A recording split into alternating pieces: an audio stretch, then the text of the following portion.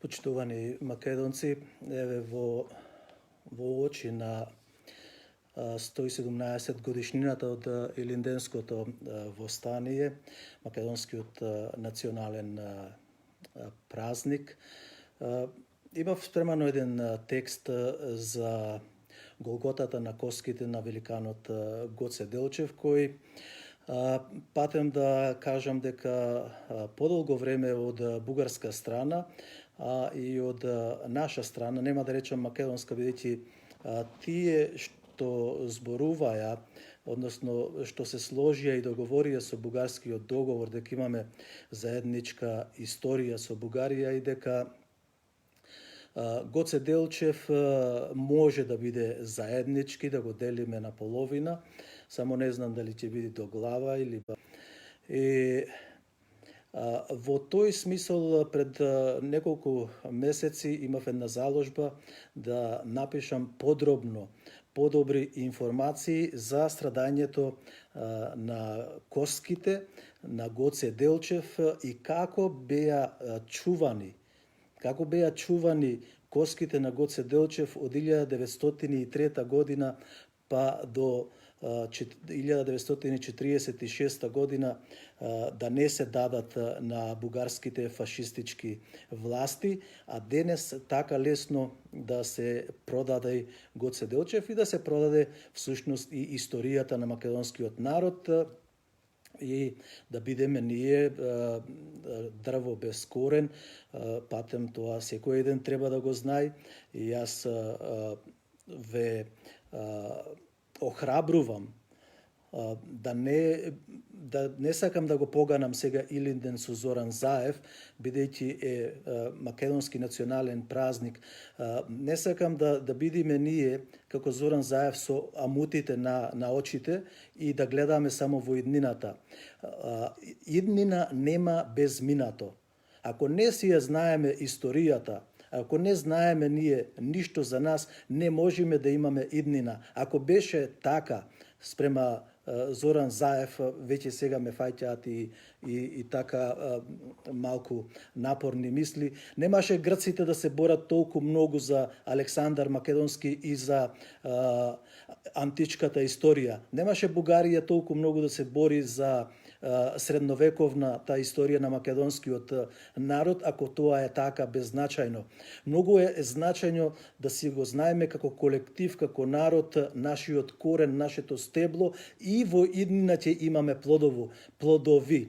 Во сушност, ако немаме ние корен и ако немаме дрво, нема ни да има плодови. Затоа, во тој смисол, јас би сакал само да се осврнам на коските на Гоце Делчев, како беа со страдање и како со страф и со маки ги зачуваа етничките македонци и не им ги предадоа, како што реков, на бугарските фашистички власти во тогашно време, од 1903 година од Баница, па до ден денешен не им ги дадоа и нема да им ги дадеме коските, па ниту ќе им го дадеме Гоце Делчев, па ниту и другите наши историски македонски личности, а не особено апостолот на македонската национална држава, апостолот на македонскиот национален народ. Текстот кој го пишував се вика Голготата на коските на великанот Гоце Делчев или патила глава и уште ќе пати. Почитувани, го пишував овој текст во пресрет на 117 годишнината од убиството на Гоце Делчев, но со цел, како што реков, да упатам информации и докази и до бугарските историчари и бугарскиот народ и другите кои не знаат и не разбираат и не сакаат да знаат. Значи, со намера да му оддадам неизмерна почит кон неговото импресивно дело за македонскиот народ и Македонија. Последните 2-3 години, како што знаете, великанот Гоце Делчев е предмет на распродажба заедно со неговото големо дело, кое го направил за време на неговиот краток живот. Ова ме подсети на една приказна што дедо ми Богоја ја раскажуваше кога бев мал и ми објаснуваше како еден човек може да страда за време на животот, а и по него. Имено, во селото имале еден македонец кој секогаш бил малтретиран од тогашните власти и од предавниците. Човекот бил многу мачен и во маки го напуштил светот. Откако бил погребан во селските гробишта, некои дечина по неколку години, без да знаат, му го откопале и почнале со стапови да удираат по черепот и да играат со него. Го тркалале, се додека не ги забележал некој човек, кој го зел и повторно го закопал на гробиштата. Оваа приказна, почитувани македонци, ме подсетува на судбината на Гоце Делчев за време на неговиот живот и по неговата смрт. Познато е што се правел Делчев за да спасува глава од тогашните турски, бугарски и грчки власти, но и од домашните кодоши. За наша среќа, Гоце бил исклучително паметен, тој бил стратег и визионер, па вешто ги избегнувал сите несакани настани. Но, за жал, на 4 мај 1903 година бил предаден на турскиот аскер и во селото Баница бил убиен. Димо Хаџидимов, кој бил со Гоце, вели дека 15 часа го бранеле смртно погодениот Гоце, никако не дозволувајќи аскерот да се приближи. Мртвото тело на Делчев било препознаено од мајорот Хусеин Тефиков, турчинот, неговиот школски другар од военото училиште во Софија. Значи, мајорот на аскерот, на турскиот аскер Тефиков, учествувал во убиството на Гоце Делчев, а тие заедно учеле во Софија. Мајорот Тефиков наредил телата на Гоце Делчев и на Димитар Густанов да се однесат во Серско. Но стигнала нова наредба од Солун, телото на Гоце Делчев, да се погреба во Баница.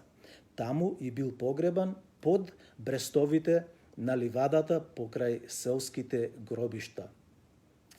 Почитувани македонци, по 3 години, во 1906 година, на Ѓурѓовден, Михаил Чаков и Атанас Даскалов Таската, кои биле до Гоце кога бил убиен, решаваат да ги откопаат коските на Гоце Делчев, и да ги сокријат од непријателите, особено од грчките и бугарските чети. Но при барањето на останките, тие забележале дека градниот кош на Гоце Делчев бил останат цел. Затоа одлучиле да ги земат само главата и рацете. Некој од четниците македонски Тивко рекол: срцето на Делчев не сака да ја уништи, односно да ја напушти Македонија. Михаил Чаков ги однел тие делови од коските на Гоце кај дедо му Никола Мутавчиев, клисар во црквата во Баница. Коските на Делчев 3 дена биле чувани во спирит или ракија и потоа ставени во ковчег. Со овој чин почнува голготата на коските на останките на Гоце Делчев. Во 1908 година, почитувани македонци, дедото на Чаков повторно го откопува гробот на Делчев и ги зема градните коски и ноцете на Делчев и со главата и рацете ги става под алтарот во црквата во село Баница, каде што сметале дека е најсигурно место да се чуваат овие свети коски. Таму коските тајно ги чувале 10 години, дури 10 години. Во текот на Првата светска војна, Михаил Чаков учествувал со неговата чета до 1917 година. Поради болест се враќа дома и испраќа абер преку своите пријатели до дедо му Никола Мутавчиев, за да ги земе коските и да ги однесе кај него. Никола ги собрал останките во торба и тргнал со воз од Сер. Меѓутоа, во возот му ја одзеле торбата на Никола заедно со коските, мислејќи дека тоа е злато. Но кога виделе дека се коски од мртов човек, торбата ја фрлиле од возот. Никола барал по секоја цена да слезе и молел за помош. Клисарот слегол од возот и тргнал во спротивниот правец на железницата за да ги бара коските. По долгото барање ја нашол торбата со коските на Делчев, фрлена во некоја ливада покрај железничката. Голготата и натаму продолжува со коските. Од Баница, затоа што се вратил дедото, останките стигнале кај Михаил Чаков дури во 1919 година, по завршувањето на Првата светска војна. Чаков живеел тогаш во градчето Ксанти, кое се наоѓа во подножјето на планините Родопи. Со повторната поделба на Македонија, ова градче и е доделено на Грција и поради тоа Чаков заминал во Пловдив да живее. Но тажната одисеја со останките Гоцеви и натаму траела. Чаков и неговата сопруга го пренесуваат реликвентното сандаче во новиот дом во Пловдив на 2 август 1923 година по повод 20 годишнината од Илинденското востание. Изнесени се коските на Гоце Делчев за оддавање почит во црквата Света Недела од македонците кои учествувале во Илинденското востание.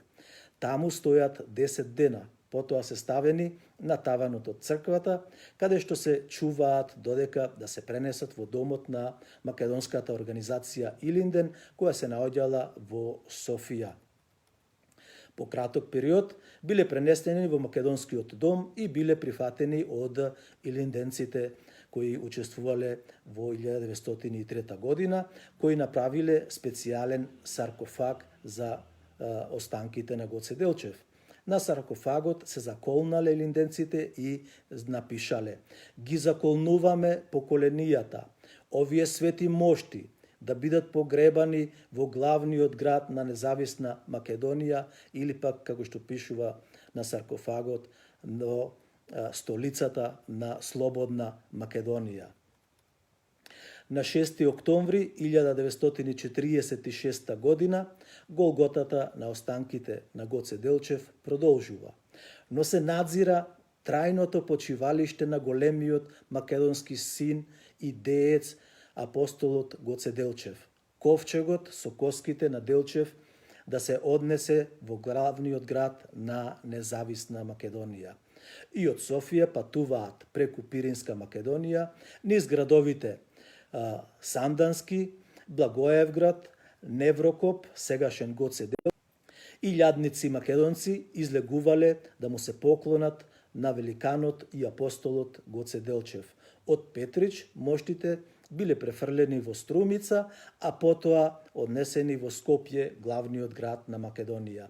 На 10. октомври 1946 година, конечно голготата на коските на Гоце Делчев завршува.